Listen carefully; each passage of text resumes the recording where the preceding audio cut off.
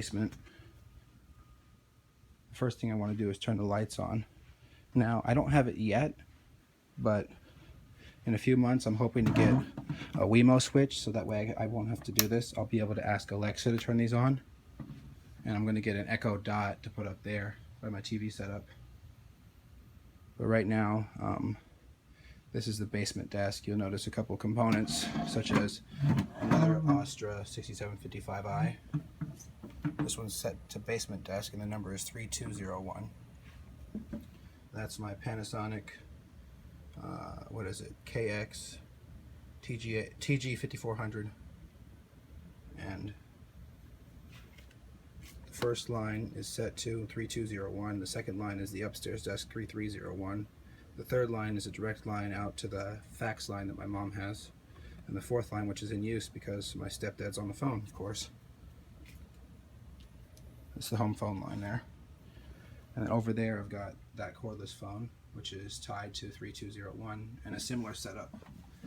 That Moto Q is on basement desk 2 or 7322, and that Moto Razor is on basement desk 3 or 7323. I'm not going to re-demonstrate the phones. You saw how it all worked, except there's one difference. This is my HP OfficeJet 8600 Premium, or HP OfficeJet Pro 8600 Premium. It's my fax machine, printer, and all that stuff. And it needs a phone line. However, I don't want it answering all of the calls coming into basement desk, since that's the line it's plugged into. So, a long time ago, I bought this thing called the Stick. It's a fax switch. So that means the fax line is plugged into port 2, and the phones are plugged into port 1, and the input is from 3201. So that way, if there's a phone call here, I'll show you. See, 3201 rings there. It rings over there. You'll see a call waiting here. The fax machine is not doing anything. That's because in order to do the fax machine, you've got to pick up on a analog line and just dial *2. Then you'll see it goes over there. And I'm going to cancel that, as I don't want the machine to answer right now. So it's on the same line, it's just I have it set up so it doesn't ring out, and that's fine because I don't receive faxes using basement desk. I only send them out. When it receives, it comes over the Ethernet line, which is pretty nice. And that's pretty much it for right now. I'll show you the computers in a minute. Actually, no, I'll go over here. I'll show the computers in a minute because I'm running some utilities to scan for viruses, and I want to show them all logged off and not in the process. So, it's my TV stand here. I've got a Sony High 8 Video 8 machine from those old mini cassettes. Look like this. I'm waiting for it to spit it out. Hold on.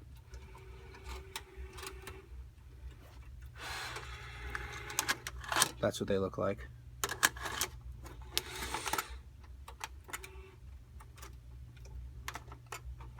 I've got a Cincinnati Bell-Fi Optics. That's the TV provider here. TV, internet, and home phone. Another Insignia TV.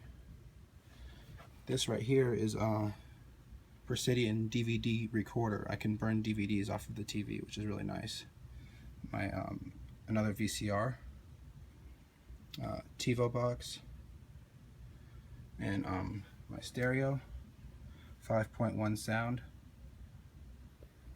big bass, and I know, call me old school, I've got a cassette deck and a turntable. I know, I'm old school, thank you for telling me. And of course over here I've got my Philips iPod dock. It's got my old iPod Nano in it, but it also pulls in from my Sirius satellite radio box, which I've had to run the satellite antenna outside onto the back deck, which is, you can't see it from here, but it gets a pretty good signal most of the time. And that's basically it for what I've got in this entertainment stand. Oh, let me get that out of the way. I've got a Slingbox 350, which allows me to not only watch my cable from any of the computers here that support it, but I can also watch it upstairs or outside of the house. I can log into it remotely. That's pretty much it. I'll catch you guys on another part of the video.